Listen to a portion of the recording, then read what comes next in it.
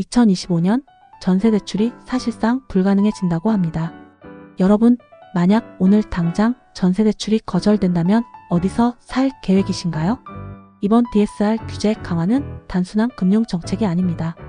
그것은 여러분의 주거, 안정, 나아가 삶의 기반을 완전히 흔들어 놓을 수 있는 거대한 변화입니다. 하지만 걱정 마세요. 이 영상 하나로 여러분은 위기를 기회로 바꿀 방법을 알게 될 겁니다. 끝까지 집중하세요. 일부 문제의 본질 DSR 규제가 바꾸는 전세 시장. DSR 총부채 원리금 상환 비율. 이름만 들어도 머리가 아프다고요? 간단히 말해 소득 대비 빚 상환 비율입니다. 2025년부터는 전세 대출마저 이 규제 안에 들어가면서 대출 한도가 줄어드는 충격적인 변화가 예고되고 있습니다. 예를 들어볼까요? 연소득이 4천만 원인 A씨는 현재 자동차 할부와 신용대출로 매년 1,500만 원을 상환하고 있습니다.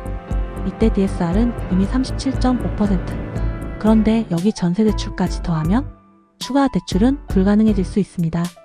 결과적으로 전세대출 한도가 줄면 소득이 낮거나 대출이 많은 사람들은 집을 구하기가 더 어려워집니다. 특히 신혼부부와 사회초년생들에게 치명적일 수밖에 없습니다. 2부 전세시장이 흔들린다. 세입자와 집주인 모두 위험. 규제 강화는 단순히 대출 문제에서 끝나지 않습니다. 전세시장 자체가 흔들릴 수 있다는 점, 바로 여기에 주목해야 합니다. 전세 대출이 막히면 세입자들이 원하는 전셋집을 포기하고 월세로 전환해야 하는 상황. 월세 수요 증가, 월세 가격 상승, 주거비 부담 폭발. 세입자도 힘들지만 전세 수요가 줄어드는 집주인도 타격을 입게 됩니다. 전세금을 돌려주지 못해 공실이 생기고 매매 시장에도 부정적 영향을 미칠 가능성이 높습니다. 이제 어떻게 해야 할까요? 답은 간단합니다. 지금부터 대비하는 것. 3부 대처 방법. 지금 할 수 있는 현실적인 준비.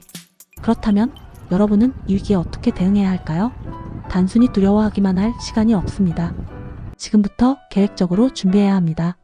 첫 번째, 내 DSR 직접 계산하기. 내연 소득과 기존 대출 상황을 먼저 점검하세요.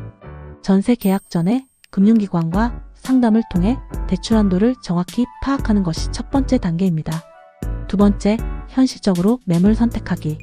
대출이 충분치 않다면 조금 더 적은 보증금의 전세 매물을 선택하거나 월세도 적극적으로 검토해 보세요. 보증부 월세 반전세 같은 옵션도 고려 대상이 될 수 있습니다.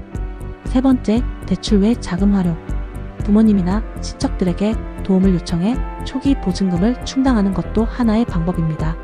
또는 신용대출보다 금리가 낮은 정책, 금융상품을 적극 활용해 보세요. 네 번째, 추가 수입원을 만들어라. 월급만으로 대출받기 어려운 시대입니다.